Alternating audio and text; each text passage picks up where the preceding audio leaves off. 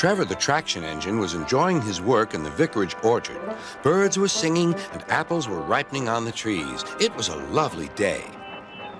"Hello, Trevor," said James. "You look as bright and cheerful as my red paint." "Oh, I am," replied Trevor. "What's that noise?" "It's the bees," laughed Trevor. "They're all in these boxy things called beehives. I'm taking them to the station. The vicar says his bees make good honey, and he's giving some of them to his friends." Just then, Boko, the diesel engine, hummed in. "Take care, you two. Don't make the bees angry. They might sting you." James didn't like being told what to do by a diesel, and he buzzed away. "Goodbye, Trevor," called Boko, and set off to see Duck at the next station. Bill and Ben, the tank engine twins, were busy arranging cars, but they scampered off when they saw Boko. "I remember the first time I met those two," laughed Boko. "They nearly made my eyes pop out. Edward soon put a stop to their games." "Edward is the only one who can keep Bill and Ben in order," chuckled Duck. "I sometimes call them the bees." "A good name," replied Boko. "They're terrors when they start buzzing around." James bustled in. "What's that, Duck? Are you afraid of bees? They're only insects after all, so don't let that buzzbox diesel tell you different." "His name is Boko, and he didn't. I wouldn't care if hundreds were swarming around. I'd just blow smoke and make them buzz off." "Buzz, buzz, buzz," retorted Duck. The next morning, James arrived at the station to collect his coaches. The passengers were excited and keen to get on board. The platform was crowded, and the porter was in a hurry.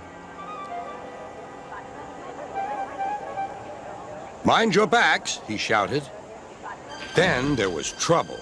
The beehive fell and broke open. The station cleared like magic.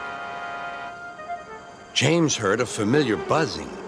The bees were too cold to be cross, so they buzzed around the fireman, hoping he'd mend their hive. But he didn't understand, nor did his driver, so the bees turned to James.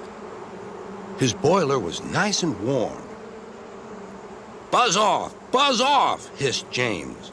One bee burnt his foot. "Ooh, ah, ah, ooh." The bee thought James had burnt him on purpose.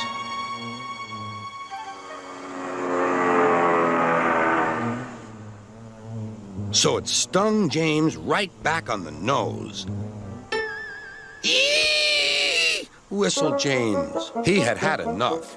So had his fireman and driver. They didn't notice till too late that they had left all their coaches behind. They tried everything to get rid of the bees. First, they spun on the turntable, but to no avail. They tried washing them off, but the bees clung harder to James's warm boiler. Then they tried smoking them off by going through a long tunnel, but still the bees wouldn't go away. "It's no good, James," said his driver. "We'll just have to go back to the orchard and fetch another hive." James's reply was drowned by the sound of buzzing. The vicar was waiting anxiously for James. When he arrived, the bees swarmed straight into their new home. "Come on, James," said his driver. "What you need now is a good hose down." Later that evening, James was resting in the shed when the vicar came to see him.